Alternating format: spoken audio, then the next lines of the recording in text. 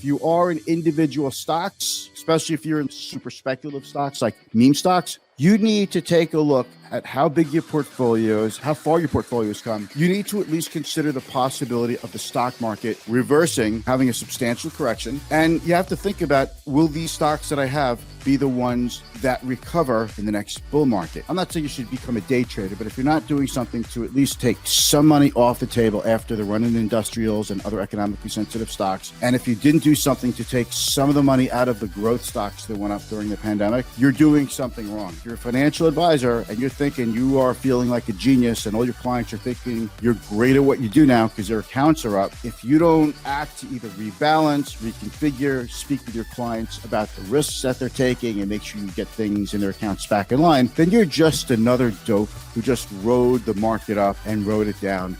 And it was all a mirage. You really weren't smart. You were just lucky. It was just the market. So you better do something and think of a strategy that could work for you. If you don't have a strategy, you're welcome to reach out to me and talk to me about a strategy, and I'll tell you what I do.